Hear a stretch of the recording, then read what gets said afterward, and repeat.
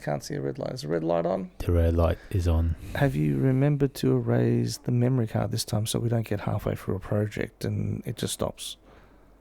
Hang on. If I format the card, that means I format everything else is on it, and we probably want to keep half of the stuff, right? Yeah. What episode are we up to? We'll be right. I think 32. Wow, I can't believe we actually made 32. It's actually quite impressive, man. From riding our bikes during COVID and saying, "Hey, let's do a podcast," and that was 3 odd years ago, right now. It was your idea. It was my idea. I was like, "What is this podcast crap?" Yeah. I was so dead set against it. Now look at us. Yeah, man, we're smashing it, bitches. Yeah. We've got followers all over the world. Yeah. We're like kings. They're like everyone's bowing to us. Only like about 3 or 4 followers, but that's okay. That's true. Okay. But 3 is better than nothing. That's true. That's true. Hey, welcome to episode 32. Did we ever say that? Yeah. Welcome to Seeking Focus, a podcast that provides photographers and videographers with a place to critically compare technology, share ideas, and enhance their skills. Hey, what's the episode today about? What are we doing? I don't know. No, I do know. No, we do know. We do. We were prepared, mate. We were preparing notes. for this for a week. Notes, but then my dog ate the notes, and we just don't actually have any information. No, just joking. Today we are speaking about how to go out there and find yourself jobs. Work. Photography jobs, videography pay jobs. Pay the cash. Audio jobs. Sure. I mean, exotic I don't dancing see why not. jobs. I don't know about that one. Is that, woo, yeah, baby. Yeah, I'm not sure how much they will pay you for that. Oh, come on, stop picking on me, right? Just because I can't pronounce certain words. Vignetting. Shut up, leave me alone. How are you, mate? I'm doing all right, mate. I'm doing all right. It's I think today we actually got quite an interesting episode. A lot of people that can sort of relate to, and I think we all been there, done that. We have. Kind of thing. Because I mean, we've been on the Airtaskers. We've a long time ago, anyway. We've been on the Barks, and I don't know what else other sort of platforms we have, and whatever else. But we all struggle to get work, and when you first starting off, and you want to be able to get those $20,000 jobs that everybody else is talking about. All the social media jobs. Yeah. Everyone's talking about get rich quick. Get rich quick, and then You remember that episode of that woman at the camera, don't you? So if anyone hasn't heard the episode about how much I hate social media, we talked about this woman who was crack cocaine, wasn't it? I don't know. Is this G-rated or PG, or is this M15 plus, or I don't know, whatever it is, man. It's crap rated. But yeah, look, so it gets to a point in your life, and you sort of, you might be starting off and you want to find work. Yep. You want to be this amazing photographer and you want to find work, or you might already be an amazing photographer and you've just got some lull time where you're, in between contracts and you're like, what am I doing something?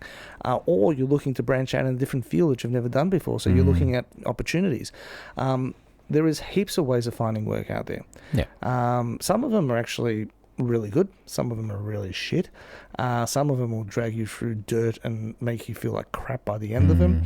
And I think it's really important to share our experiences. Yep. And we've done all of that. We've had the good jobs. We've had the crap jobs. We've had the ones where... No. Yeah, we thought it was going to be something more than what it was, and ended up being something. Hey, let me shoot this video for you. Oh, and there's a classic one when a client contacts me and they say, you know what, we want to do a video a week or every 2 weeks, and we want to do 7 videos a day. Yeah, we're going to do so many things, and you give them a price, and they go, well, how about you do this one for next to nothing, and then all the others. You were going to say for free, weren't you? Yeah, well, I've had that one. Yeah, and then you sort of do the first one for lower cost, and then they screw you over and they tell you to get staffed because it's not what we expected, or it's not what we wanted, or it's just come up with some bullshit excuse, and and I mean, look, I've done it before. I mean, I had a builder guy contacted me, and he actually goes, can you do this one for cheaper? And obviously, I was. You're going to get promotion out of this. Yeah. I'll promote you on my Instagrams and whatever else. And, I go, you know what? I'm doing nothing at the moment. and the job is in Altona, so it was basically where my mum lives. And I go, you know what, I'm going to go see my mum and then just do a quick, 1 hour job or whatever it's going to be for really low amount. And the guy stooged me, simple as that. This was a couple of years ago now, but, the guy turned around and said, yeah, do this, and then we're going to continue on this work. And it was just an amazing opportunity that he spent shit basically with. And some people are very proficient at spinning shit. Yeah. Look at me. No, you still talk to me, so it's not that bad. Oh yeah, and you still believe me as well. Yeah, well, hey, give me some money. All right, so look, we'll start off with the bottom feeder jobs, right? Yep. You're starting off. You've done nothing. You've got no experience.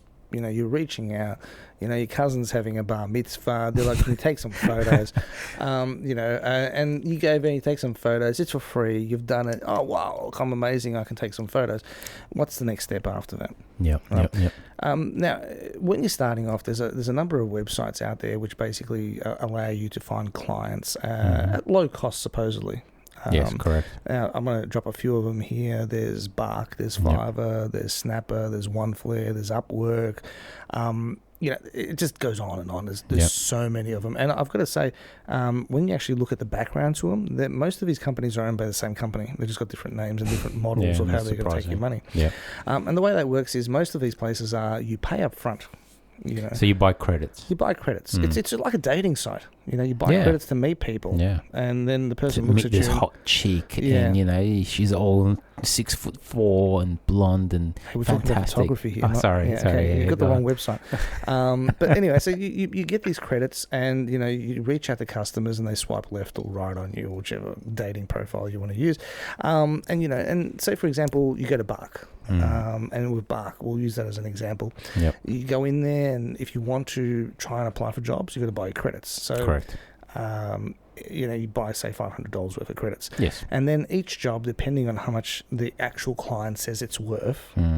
So actually, I can say that I do have a couple of credits on Bark, which I will not add anymore because. But the way it works is it's actually really funny because you buy I actually initially bought like $800 worth of credits. That's a lot of money. And it was.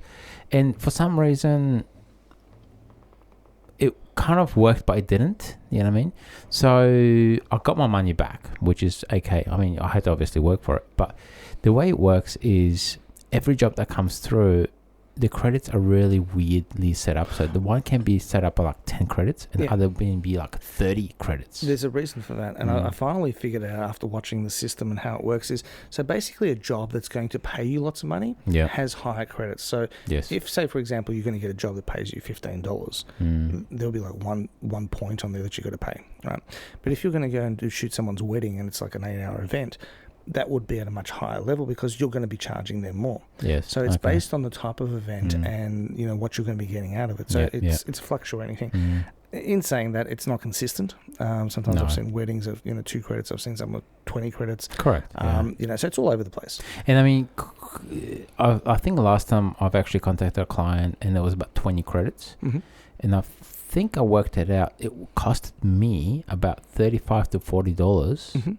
To be able to contact that client, just to say to them, hi, my name is Marty. And I'm from One by One Media, and I do videos for you. If you want me to do videos, and you don't hear from them. Well, that's because it's basically depending on the website. Some websites actually have a limit on how many people can actually apply for a job, supposedly, which is a lot of shit. I doubt they've actually got a limit. So the client basically says, I want someone to come and shoot my kid's first birthday. And they get inundated by 4,000 people saying, hey, I want this job, I want this, I'm the professional, I'm this, I'm that. And then the client basically turns around and picks one of those people. Your $35, in the scheme of things, $35 is not very much for something that you're going to get, like, say, $500 for. Right? It's a small portion. But the thing is, the amount of jobs you get back are very limited because you're competing against so many other people. Yeah, that's right. So you might spend $35 here, $35 there, and you have to apply to like 10 jobs before you get one back. right? And then the amount of money you're going to make back from that one job is probably going to be enough to cover all the credits that you purchased prior to, you know. And there's no guarantee the person's going to get back in contact with you. And I've heard rumours. Now, I'm not going to say which sites it is, but some sites have actually fake accounts. Yeah. So basically, I'm looking for someone to do some photography for me, but it's actually computer generated or someone's just put it in there and there's no response. And basically, you use your credit, you don't hear anything back, but you don't know that no one else has heard anything back either. And that's but it's actually very easy for the client to come in there and say, I want someone to do a job. And then everyone's going crazy throwing things at them. But the client goes, I didn't really think about this too much and I'm not really interested. And they change their mind. Yeah. Meanwhile, you've gone off and put your credits in and you've lost your money. Yeah. There are other times where you do actually get a few jobs. Like you said, you got yours back. Yeah, I did. I didn't ever go into Bark myself, purely because I don't like spending money. I'm a tight ass. Yeah. I'm being honest. And I never got into it, so I've never used that. I have tried other websites, you know, when I was starting off or when I just had a lull period where I didn't have very much on, and that was my experience. You know, so nothing really panned out for me. Yeah, it's the Bark component, and I mean, I'm talking about it because I'm currently on it, and to be honest with you, out of probably 10 jobs that pop up on that, I might get one. Which is, you know, like you might get a really good one, but then you know you might, you like I've last 3 customers that I contacted or clients that I contacted, they never even got back to me. You know what I mean? You send them an email, you send them you try to call them, they're not picking up the phone calls. You know, it's just so frustrating, and you almost feel like you have to do sales. So not just you're paying for it, you're paying for the privilege to be able to speak to these people. It's leads. Then, you're paying for leads. Yeah, that's right. But then you got to do sales to them as well. So you actually got to try to sell your product or your videography component or photography component or aerials or whatever else you want to do. You got to feel like you got to sell it. You know what I mean? So it's hard work. It's not. Yeah, it is hard work, and you know what? Like 80 to 90% of my work still comes in through word of mouth. You know what I mean? So and my previous clients. So I'm just going to clarify. Word of mouth is actually a website. You're not talking about the website. No. Word of mouth, as in hey, you did a good job. I'm going to refer you to someone else. Yes. Yeah. And predominantly, most of my work is word of mouth. Not the website, but basically just, people I know. You know what? Though? I just don't understand is why a company. Someone like, I'm not going to mention any names, but a fairly big company, why would they use Bark or Airtasker or Fiverr or whatever else you want to call it? I just don't understand. Why can't they just type in to Google Melbourne videographer? Or, I mean, it's actually interesting because there was a couple of websites that I was part of, and I did pick up a lot of big clients off them. So I was very selective who I responded to, and it just happened to be big clients, and I sold myself well to them. Yeah. And they were on the market for someone, so it worked in my favour. Why they do it? Because they've had a quick last-minute decision that basically they need a photographer tomorrow.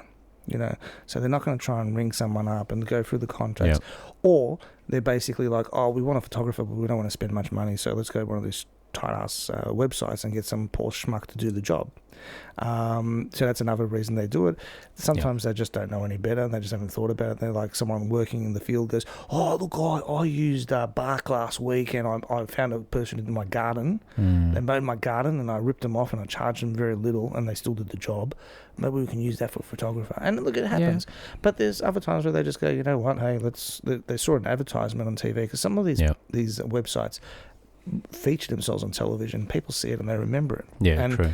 3 weeks later they've forgotten about it, and unless they've got a presence there, no one's going to remember them. But they do big advertising campaigns. Airtasker was a prime example. There was a guy, he was at some old lady's house and he was swinging his dick around and helping her.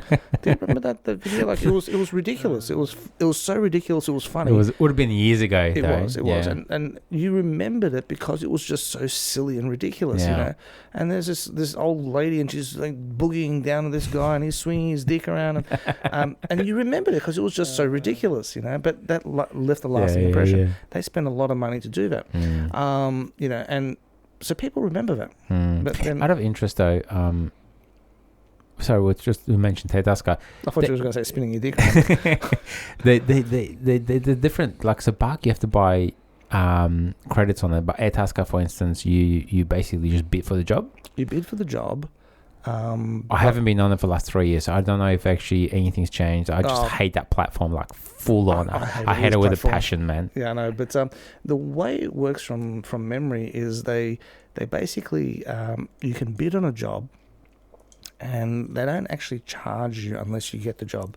Yeah. But when you do get the job, they charge you a substantial amount of that money. So whilst BARK, you throw money at a job, and if you get it, you haven't spent too much. You might have thrown in 5% of what the job's totally worth to you. Correct, yeah. Airtasker, on the other hand, will charge 23%, regardless if you get the job. Which in one way it's good, in another way it's bad because, it's a lot of money. From memory, Airtasker was double dipping because they were also charging, not only were they charging the 22% commission on your amount, which you're going to turn around and put onto the client anyway. And you're not going to pull 22% out of your pocket and go, here you have it. You're going to go, I'm going to add that 22% onto the client. Then they got greedy and they started charging the client a booking fee of like $45. So in addition, depending on the size of the job, the client was paying through the nose for it. So they reversed the charges onto the client, and they lost a lot of clients because of it. Yeah. Right. And this was what, recent or? It's been a while. Okay. I haven't been there for a while. I like to just look around different sites and see how they function, hoping that one day I'll find an amazing site that does everything for me, and I actually don't have to pay for it. Yeah. Which is never and then you wake up, and then exactly. you wake up. Yeah. So. But the thing is, most of these sites are bottom feeders. I shouldn't say that. There are professional people on there, but there's a large proportion who are starting off. They've got really crappy equipment. And I think, look, honestly, I think it's okay to start off on something like this. If you're beginning. I haven't been on Airtasker for the last 3+ years.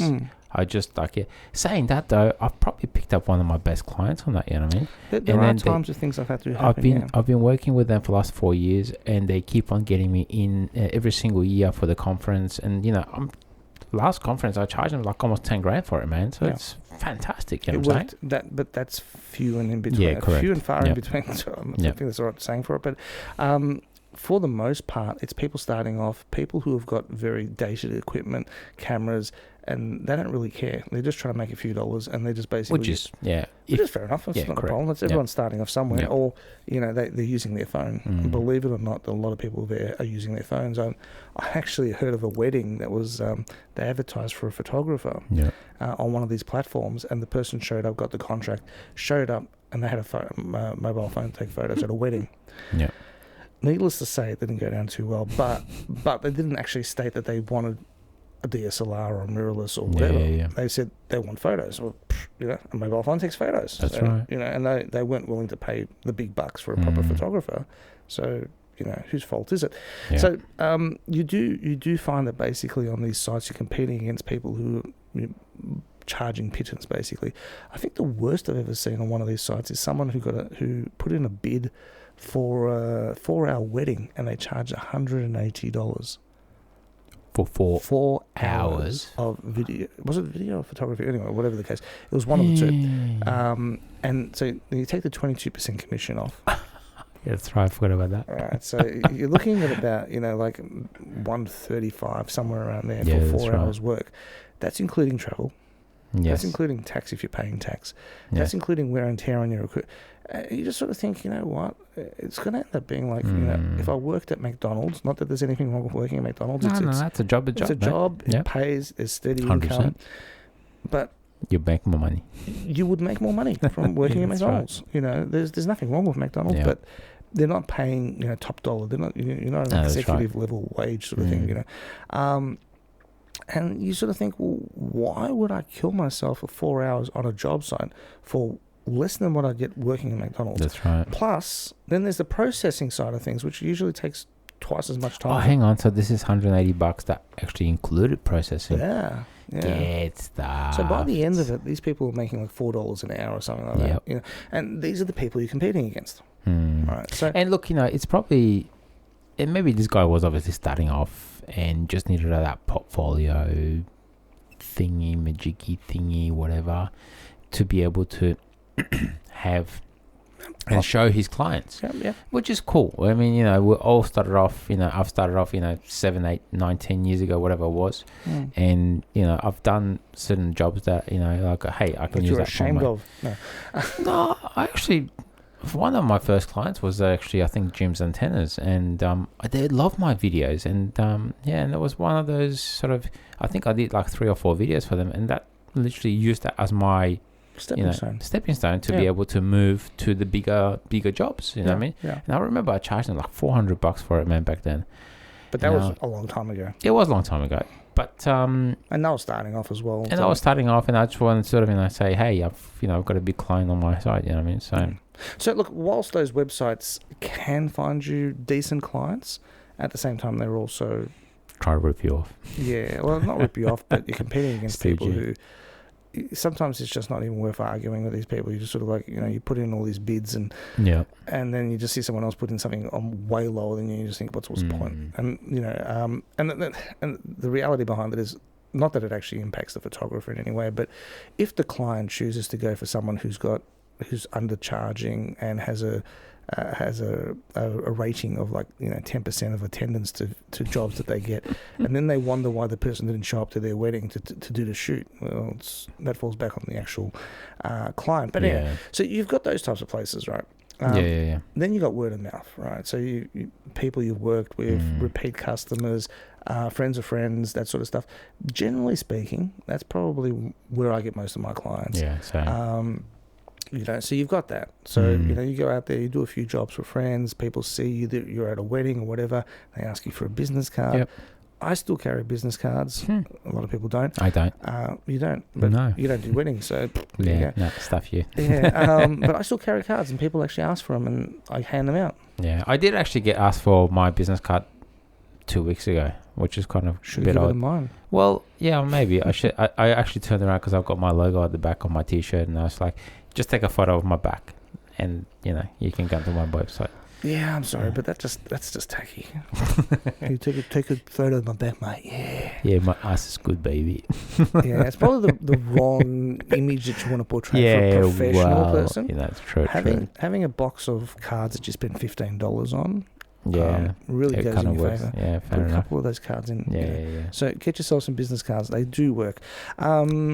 There are other websites which basically they do holistic sort of approaches. Like for example, weddings. There's a particular one called Easy Weddings. Oh yeah. And they reach out to. They've got a marketing department that must be huge. They just basically just mass mail everyone. And if you make the mistake of responding to them, they will be on the phone within 5 seconds, and they'll be pushing their products onto you. And you should take this package on, and it's going to cost you $500 for the first 15 minutes of promotion from us, and we will get you all these clients and stuff, but they never show up.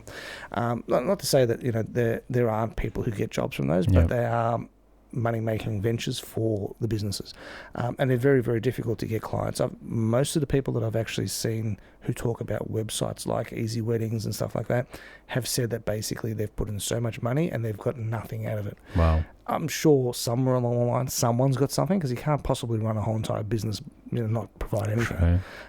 But you need to be selective. Yeah. Right. I never used. I think they've tried to contact me. I flicked them off. I made the mistake of responding to them just out of curiosity. It was when I was starting off, actually.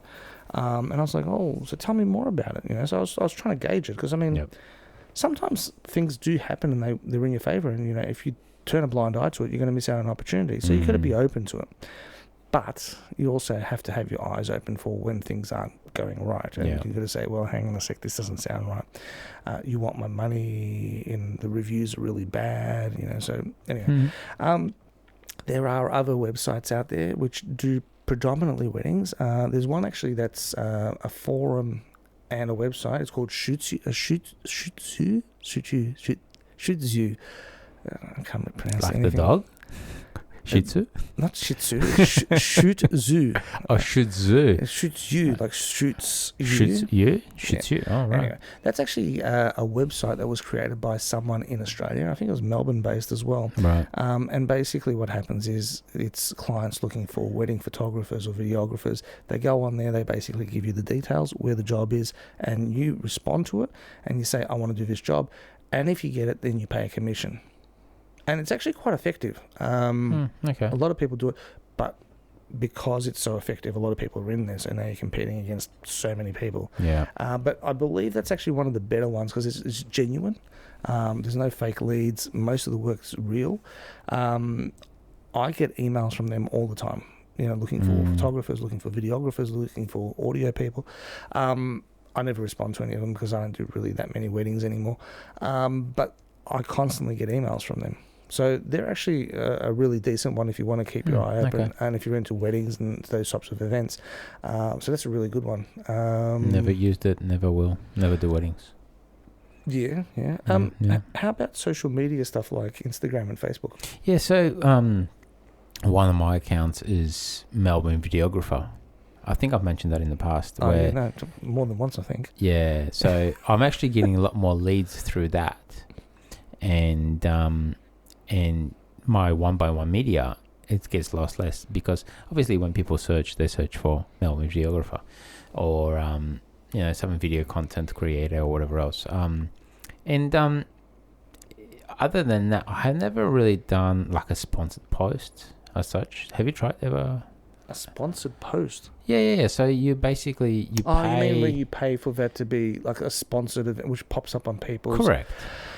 Look, I actually did. I think that was one of the first things I ever did when I first started photography and tried to promote myself. I mean, I've been doing photography for ages, but when it came time to actually promote myself and I didn't know where to promote, I did try it.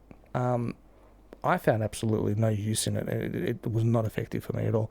Some people actually say it's actually quite useful. And look, the reality behind it is you need to get yourself out there and get your name known for people to actually employ you. Yeah, if you're hiding in your bedroom under your bed, no one's going to know you. You could be the best photographer in the world, and if you don't promote yourself, they'll never know about it. Yeah. Look, supposedly it works, and you need to get yourself out there. I tried it once or twice. I got nothing back. I didn't like the way it works because Facebook, for example, will basically promote. Like you will see. I'm not sure if you've noticed this, when you're on Facebook, you might see advertisements. This is a sponsored advertisement directed towards you, and it's about a wedding photographer doing wedding photography. It's like, why are you telling me about it? I'm a photographer. I don't give a crap. I'm not going to employ him. So I think the targeting system in Facebook, for example, is actually promoting itself to the wrong audience. And for that reason, I've never been a fan of it. But that's my experience. You can select like age groups and whatever else in industries, I think, or whatever else when you're doing those. Well, it depends on how you do it, because the ones I've seen are basically it promotes it to people who are like-minded, which I don't particularly It's actually quite funny because one of my clients that actually, they do a lot of sponsors and they spend a hell of a lot of money with Facebooks and whatever else. And all of the ads or like the sponsored posts, they actually pop up on my name, like under my thing. So they like every time I open up the Facebook, the story would be, hey, this is a sponsored post. And I was like, hang on, I like this page already and they're already my client, so why are you pushing that towards me? That happens to me a lot. I actually see people I've worked for, sponsored posts popping up in my Airtasker. Sorry, Facebook. I'm saying I get confused with all these names.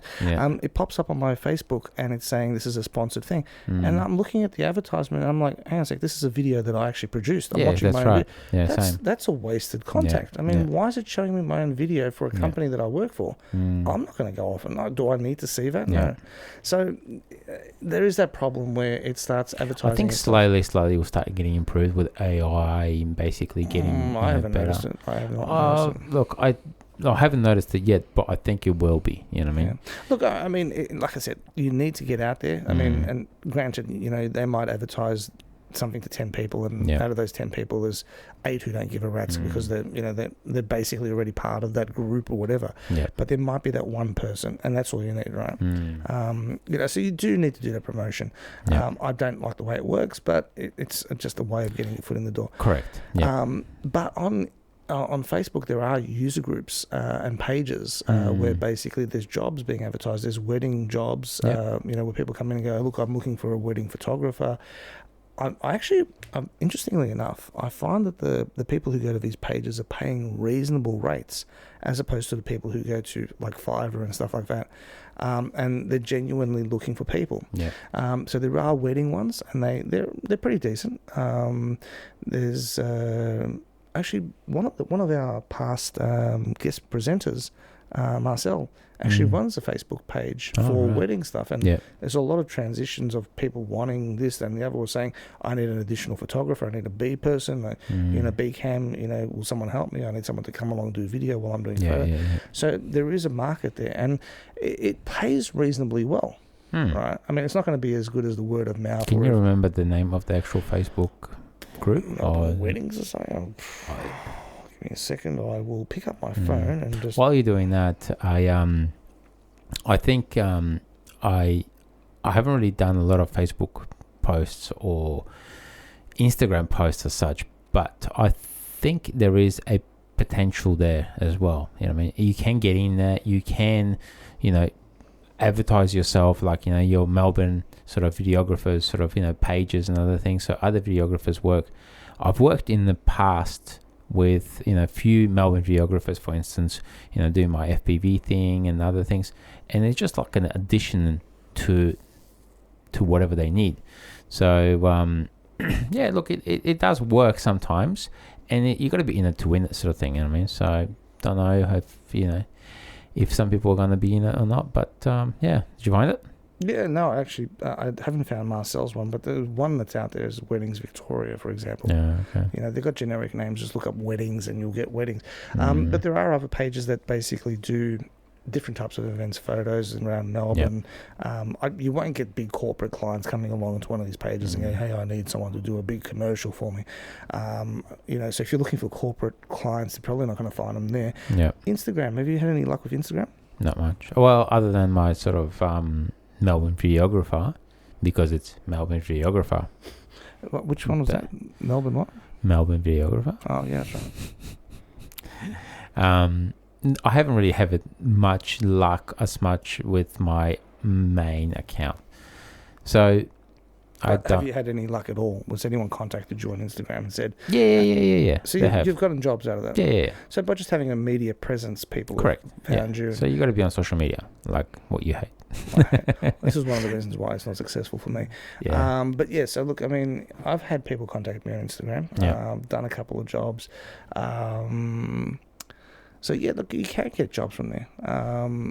And generally speaking, I think the ones that you will get from social media, like Instagram and Facebook, you will get a better pay out of it than you would if you were getting to something like Fiverr and all that. But saying that though, if a client posts that, say, hey, I need a videographer for a wedding or whatever else, there'll be 20, 30 videographers that will be jumping on the same page, right? Yeah. And look, at the end of the day, you need to make yourself stand out. You've got to figure out your strategy for how you're going to approach a client. Because if you write, yo, I do this for you, and you get some gangster looking pictures in the background, no one's going to take you seriously. So you need to have a strategy. You can't just go in there blindly and say, I can do this, mate, yeah. You need to go in there, introduce who you are, show yourself as professional, so someone who's you're eager, show some visual examples, Yeah. Words is one thing, anyone can say words, but show some of your content. Yeah, it's hard, man. Like, I think the market is so saturated as well with our kind of work. It's not an easy way of actually getting those clients, and it's not that easy to sort of just say jump in and just say, hi, I can do this, and they'll just do it. Well, look, I've had some success, but you are competing against a lot of people who are very professional. But if you do get those jobs, they do pay reasonably well. They're not going to be up there with the greats, but they are still pretty decent. Yeah. There also is, what I've seen, there's an emergence of media companies, well, not media companies as such, but groups, where they do a lot of promotion, saying, we can do your video, we can do this, we can do that, and they chase up the clients, and then they hire people to do the job, pay them a certain amount. In some instances, it's pittance, and then they basically keep a large portion of the money for themselves. And media groups in general. So, we've had a couple of people in here who run media places. Daniel, that's it. Yeah. He runs a media company and he employs people. Yep. So you could possibly apply to places like that and say, this is what I do, this is the equipment I use. Yep. I mean, starting off, if you're going to be applying to something like that, you probably want to say, look, I want some experience and do it for free, which I'm not a big fan of, but reality behind it is, why would they pay you top dollar when they can pay someone who actually knows what they're doing? Yeah, that's right. Sometimes you need to sort of say, hey, look, I'm willing to do this cheap, or I'm meant to do it, And if you prove your worth, a genuine company will actually say, hey, you know what, you're really good. Yeah. Or you're trying really hard, and they'll try and help you out. Yeah. That's the genuine company. There are a lot of companies out there that will also screw you over. Yeah, that's right. Where they basically send you out to a job, pay you barely enough to cover the petrol, or don't pay you at all, and they keep the money, and they play hardball. There's a lot of those companies out there. The thing is, though, it all comes down to when a way, though, right? Because when you're starting off on this, you don't know who's going to be the genuine person that will basically say feed your work, and then obviously actually pay you for it, and then who's going to be the dodgy one, you know what I mean? Who's going to be the... It is difficult because the dodgy ones have mastered the art of manipulation. Yeah. They are good at what they do. Yeah. They will convince you that they're your best friends, but they'll do it in such a way where it doesn't look like they're even pushing it down your throat. And they'll get you to do things that you probably wouldn't normally do. You're out of your comfort zone, or you don't feel comfortable doing them. But you'll do it because you think that it's going to lead somewhere, and then you get screwed over in the process. Which, you know what, it happened to me, it happened to you. You know what I mean? It happens to potentially everyone because of the fact that you, if you're in this line of business, you're trying to be helpful. You're trying to make people happy. You're trying to make sure that, your work is 110% fantastic. You know what I mean? And people take advantage of it. They do. Look, and not to say that every agency out there, every media company isn't, is terrible. No, that's right. There's some really good ones out there. Daniel's one of them. That's right. He takes care of his people. Every time you see a photo, they're all smiling. I don't know if that's staged or not. Come on, Daniel, is it true? Are they happy? Of course they are. No, look, I've done a few jobs for Daniel in the past as well, and you're smiling. And you know what? Actually, you're top bloke. You're in a couple of the advertisements with that. Yeah. Look, I reckon he's top bloke. You know what I mean? And I enjoyed talking to him, and and with the thing is, we talk about, we've got something to talk about, as in, we've got the same topic to talk about. You know what I mean? And it's, look, he pays great. Yeah, he does. So and there are some people within a week, I got my money, man. So it's all good because he takes care of his people and he cares about them, and that's a really good business model to have. Yeah. And the people working for you are more eager to work for you. They're more willing to go out of their way. Yeah. Then you get other places that basically the crap that they do, and they catch you off guard. They basically force you to do things at the last second, so you can't say no, or you haven't given it enough thought, and you're just like, oh, okay, cool, because I'm trying to get on board, and then they screw you over in the process. Yeah. And unfortunately, that's one of those things where you won't ever really understand that until you've been burnt, and then you sort of take a step back and go, hopefully when you do get burnt, it's not too bad. But But I think it's also a good thing it's a good thing to get burnt in a way, because then you sort of start opening your eyes to be able to see it. But you also check in with, like your peers, or, people that obviously work together. Yeah, word of mouth, not in the sense of the website again, but people that you've worked with might actually have a background. So if someone approaches you and says, "Hey, would you like to work for us?" That's right. Ask around, ask the people. That's right. Have you ever worked with these people? Do you know what they're like? Are they good? Are they bad? And you'll get a feel for it, because somewhere along the line, the world's a very small place. That's right. Someone's worked with them or knows someone has worked with them, and that will come back. Some agencies, they're really good to work for. Some are really terrible, as we've established. But the good thing about agencies is they charge corporations, big bucks. Yeah. Right. So I got called into a job because there was a business that couldn't get in contact with their main media company, which they had a contract with. And someone had actually, I'd done some work privately for one of the people who worked at that agency, and they said, "Oh, look, we know someone," and they were really good. Of course I was. Yeah, it's that's me. right. And they basically gave me a call and said, "Look, we've got an emergency situation. Would you come in and do this job?" Yep. And I was like, "Yeah, sure," because it was a big company. It had a big name behind it. You know, it was in my favour to do it. You know, my portfolio just went through the roof when I said yes to this. And it was a small job, but I got paid like $4,000 for it. And this was like a half-day job. Yeah. Right. Small job, but there's a lot of things in elements there, right? So you had a contact on that at that company? Yeah, I did. Yep. Right. Yep. It came out later that the work that I did, they would normally have paid someone else, this other company, this media company, $20,000 to do the same job that I did. How come I can't get jobs like this, man? Seriously. Well, normally I can't either. But, you know, so it was just pure fluke. I mean, I probably could have charged a hell of a lot more, but I didn't, because I basically charged it on my hourly rate based on what they wanted. Yeah. I work out my cost and say, this is how much it's going to cost, you know, and I'm fair in my pricing. You're trying to be fair, yet doesn't matter if it's a big mob or a small mob. You're still trying to make money, and obviously, but also take care of your clients. Correct. For the client to come back again, because if you leave them with a lasting impression, a positive lasting impression, they'll come back. Yeah, that's right. If you screw them over, they'll never come back. Correct. You know, but that same job would have been charged at 5 times the amount that I charged. Yeah, right? by this other mob. This other mob. And I actually know this other mob, and I know how they work, because I've got a couple of friends who work for them. What they do is they bring in people who are just learning how to use their cameras. Yeah. Or, they've got to have some understanding of what they're doing. They're not bringing in some guy who's got a mobile phone to do a wedding. And they're paying like, $100 to $150 an hour for this person to go out on site, take video, take audio, drive there, be on location. And, they're probably doing 4 hours work, so they're making $600 out of it. They've got someone back at the studio who does the editing in probably an hour, right?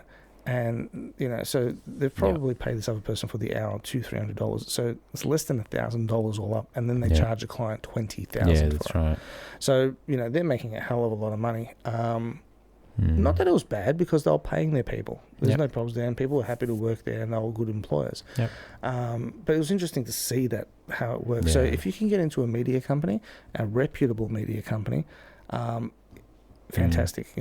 Just be careful of the ones that aren't reputable. And look, I work with a few of those as well. And I do a fair bit of drone work for some of them, and I've got clients in Sydney and Melbourne and whatever else.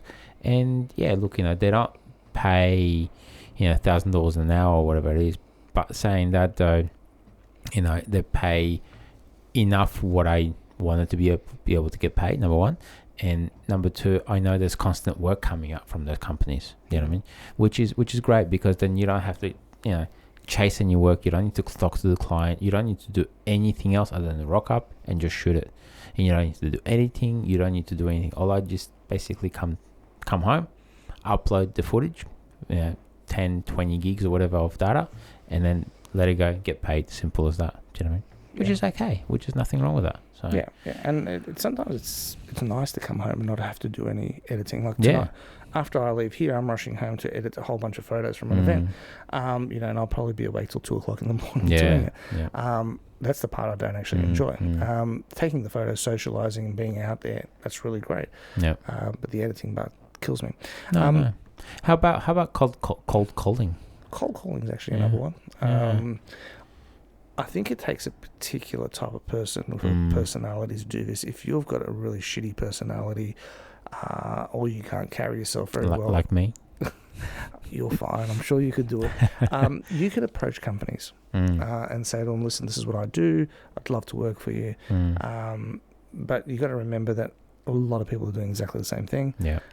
So you got to differentiate yourself from the other people. You got to figure out what it is that will make you different from the person who's applied 5 minutes earlier. I'm not going to tell you what that is, because you need to figure out what's different about you compared to other people. It might be your style. As an example, I've actually contacted if you follow my social media stuff, you'll know, but I did an FPV job for a quite well-known cinema in I actually do know that one. Yeah. And I saw the video. I was very impressed with it. and I was actually I contacted them and I said to them, hey guys, this is my specialty. I fly FPV drones through buildings, through offices, through cinemas, and I would love to do a video for it. I won't do it for free, but I will charge a lot less, and all I want from it is basically, number one, get paid less, but I want to be able to, get you to feature me on your page because they've got a substantial amount of followers. They have a very substantial amount. Yeah, and then I basically said I would love to get maybe a ticket, or two. Did you get a ticket or two? I got 10. 10 tickets. 10 tickets. Your video is not worth 10 tickets, I'm sorry to say. And you ripped them off. And but look, it's it doesn't have to be like, I wanted to be able to shoot or work with these people, you know what I mean? So therefore I was willing to take the lower price in the actual amount of money. I still needed to cover my costs, you know what I mean? Yes, and you did that, right? And I did that, You did. so that's fine. Can I just add something to this? Because I know the cinema myself. I'm actually a big fan of it. It's heritage listed. It is. It's got character. It's got pizzazz. It's beautiful. And it actually has ties to Hollywood. Samuel L. Jackson has gone there and done presentations. Quentin Tarantino. Kurt Russell. They've done big screen productions there. When they did that. Well, they've actually got. They're still using we're projectors. talking about Sun Cinema in Yarraville. Yes. Sorry, we should probably mention that. But they've got projectors that are 70 mil, which is probably like literally less than a handful of them in the world. So they've got a lot of respect and a lot of clout. So getting a foot in the door with something like that, that's amazing. And covering the costs, that's an added bonus. And 10 tickets. Mate. I hope you're going to take me out there. Come on. Of course, we're doing. Buddy, we're doing Hey, do you think we can convince me to do a podcast from the cinema and get some more tickets? I've got contacts there now, so why not? There you go. So that type of cold calling gets your foot in the door. Yeah. If they ever need a video and production. can I just add? Exactly right. So, and I've actually got another email from a very well-known company. I was going to say Quentin Tarantino's contact. No, not that big. But I've got an email from another company that they want me to do another fly-through video for them as well. So I think it's just like a snowball thing as well, which is really good. I mean, and it, the motivation and it sort of motivates you to do more. It does. But you also have a passion, and that's why you did that, because you actually really wanted to fly. And I've got that very niche sort of perspective to it as well. Because a lot of people don't do what I do with FPV drones. You know what I mean? And it takes years almost to master what I'm basically doing. You know what I mean? I think the only drawback from that video that I saw that I could, and I'm sorry I shouldn't be saying this live, but there is one thing that I think I would have done differently if I was there, and that would have been I would have taken me along just so I could stand there, mate. And next time come along. Yeah, so next time say to me, hey Evan, I need you to stand there while I'm flying a drone. You won't actually have to do anything. You can just look at the wall. Done. But I'm there next time. Okay, so that's good. So yeah, look, like cold calling is obviously a big thing as well, and it depending on obviously who you want to work with, and that's the people that you want to contact. You know what I mean? So that's my thing as well. What else we have? I actually have done a little bit of cold calling. Probably not enough of it, to be honest with you, because I ended up getting overwhelmed with work at one stage and I just didn't have a chance to do it. But cold calling, I think, is actually one of the ones that will get you a foot in the door, will get you passion projects, it'll get you reasonable payments, it'll get you future jobs. So that's a really good one. The last one that I've got, you might have more, but tenders, government tenders. Now, this one is hard. Right? I heard about that. Yeah, so look, never tried one. So tell me more. I did, but the amount of work involved is hectic. But if you get a government tender, you're set. Right. So basically, what it is government bodies need video productions, they need photos. They've got a project going on. They will go to market, and it's not only government tenders but other tenders as well. But so what happens is they go to market, they say this is what we need, and they open their doors up and say, what have you got? So this is more on a high level, professional sort of thing. You wouldn't get the people starting off with their mobile phones or bottom dwellers doing this, because it's a lot of work, and They want quick bucks. It's more for production. It is bigger level production, but that's where the big bucks are. Right, so if you've got what it takes, government tenders is the way to go. It takes a lot of work because you need to basically be trawling through tender sites. So there is actually a specific website. There are. Well, it depends. There's a variety of different ones, but there's certain ones that the governments use. Yeah. So you go in there and basically you need to put in a submission for this tender. Now, it's not a matter of picking up the phone, hey, g'day, mate, I'm going to fly my drone around your cinema. It's basically sit down, you got to put a working case to them. You need to fill in documentation. You need to show that you're reliable, that, you've got a business background. It's huge. The amount of paperwork that goes into it is massive. How many hours would you spend on a tender like that? Days. Shit, it is huge. But we're talking hundreds of thousands of dollars. Yeah, okay. Right, so but there's no guarantee you'll get it because there'll be 3 to 4, maybe even more companies to be able to, they're going to be going for that tender as well, right? Definitely. And you're competing against the bigger people who have done it before. And some of them have just got a process in there which works. But there's going to be times where jobs come up where no one's applied for them.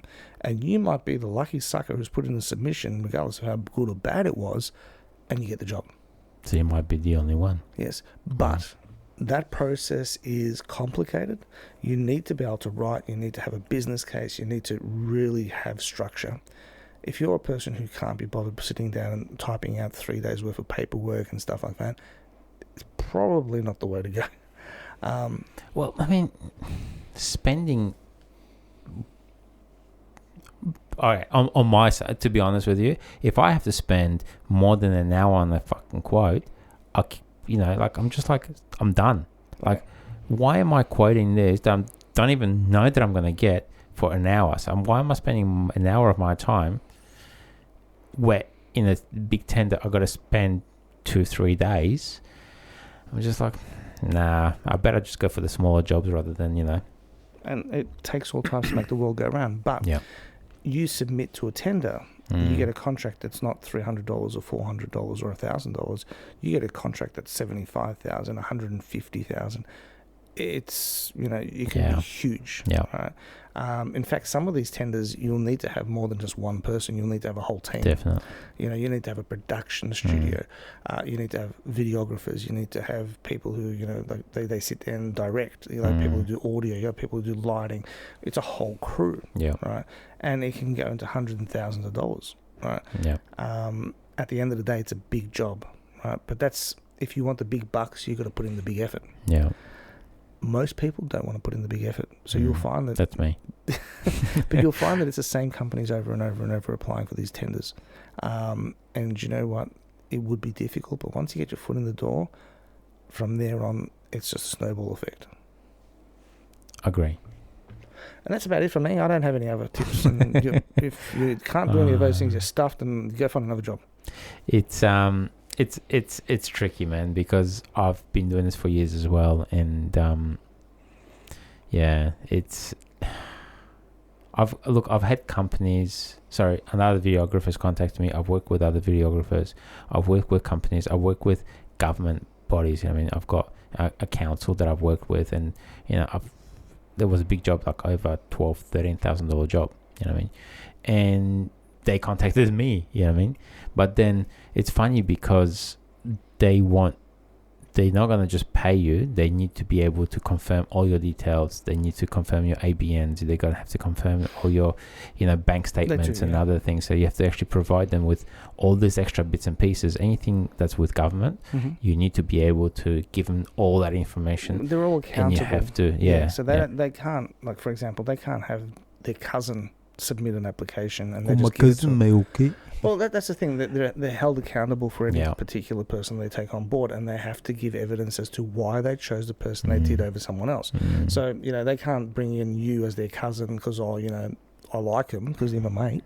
It's because of, it just has to be a justification, and it has to be proven, and that's why it's so difficult, because it stops corruption and stuff. And it's very easy to corrupt the system. Of course. And that's why they've got these safeguards in there. They don't always work, but they've got them in there for trying. Yeah. And that's the way it works. Yes. Oh, well. But it's, look, at the end of the day, it starts off with a passion, and if you're good at what you do, Yeah, other people will recognize that skill that you've got, I agree. and it will be picked up on. Your drones, for example, 2 years ago, you weren't really doing jack shit with drones at all. You had, Well, I was, but not FPV you had a or DJI, and you flew it up and you flew it around in circles, and that was it. Yeah, that's right. And then you started, doing the FPVs, and then you started getting crazy into them, and then you had a variety of different, and you submerged yourself into them. And, Yeah, you do. And people know you now. I mean, you're getting people from Sydney calling you up to do jobs and stuff. And 2 years ago, you weren't getting that. Oh, that's cool. Of course. But I've been watching you, and it's because of the passion you have for it, which has actually led you the way. If you're doing it for money and nothing but money, I don't think you're going to get very far. I agree. And if you don't have a passion for it, you're not going to take good photos or good video, and your work's going to suck, and people are just not going to hire you. So if you've got the passion and you have a little bit of business now about you, you can go off and become quite successful. I agree. And it's about consistency and just continuously hammering away. Yeah. Little chips. But that's the thing, isn't it? Like, you have to be able to hammer that away. It's when you're running, because you potentially become a business. You're not going to be an individual just, doing free jobs and this and that. I've noticed with myself now, it's, I will wake up in the morning, take the kids to school or walk the dog or whatever else, sit down and actually smash out 2, 3, 4 hours of work. You know what I mean? And then if I have a shoot, like today I had a shoot, for instance, that was, 3 hours. So I had a meeting in the morning with 2 clients. Then I had to get ready, go to the shoot, come back at 2, 3 o'clock in the afternoon, pick up the kids, make dinner, organize everything. There goes a whole day. You know what I mean? And then tomorrow, I've got to jump onto advertising, and I've got to jump onto invoicing, and then I've got to do.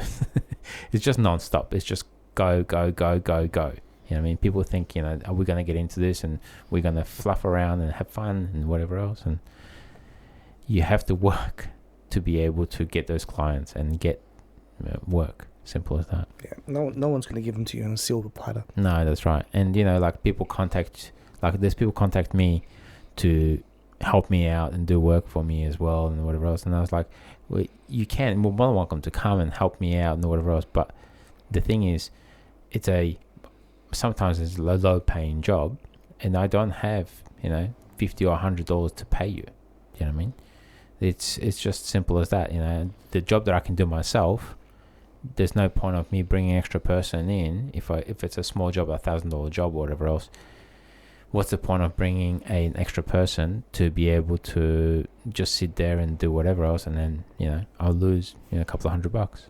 Yes and no. I think it depends on how you look at it, but if you show up with a platoon of people, it makes you look more important. So you telling me I've got to bring Canon down to our shoot next time? No, not at all. But I'm saying, if you have an assistant or you have 2 or 3 people there, it makes you look bigger than what you are. And sometimes, but if the client, I understand that. But it's if like the when client, you show up with a big camera, and, you show up with this little, microscopic camera where supposedly you've been telling everyone that you get 4 million customers using this camera while you're on crack cocaine. Sorry, I keep bringing that up. It's traumatizing me.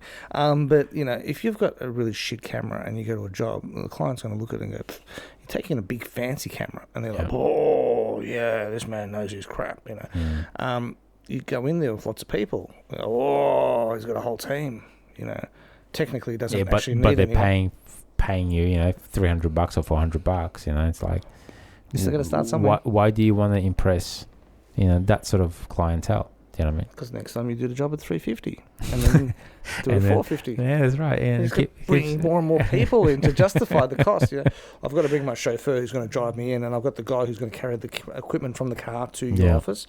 I've got a person who's going to set up the lighting. I've got a person who's going to sit out the back and just drink coffee. So, that's right. You got to have one of those director chairs as well. Exactly, don't forget about that. So image is also important. So, but anyway, that is true, and I've mentioned that in the past episode. I've contacted a few videographers around Melbourne as well, so I'm keeping contact with them as well. And it's great to be able to sort of talk about exactly the same what we just talked about with other people as well. So I'm going to try to get a few of those guys on the podcast as well and try to get their thoughts on that. Because the more people you have on the podcast, the more we look like we're professionals. We are professionals, man. I'm gonna, yeah. Hi. Oh, yeah. Hey. So I'm doing all these different voices to make you feel like Come you've on, got a Bart whole Simpson. crew. Doesn't sound like Bart Simpson. Anyway, I think we've come to the close of this episode. That's thank pretty you good. very much Thank to you. everyone. Hopefully you're still awake.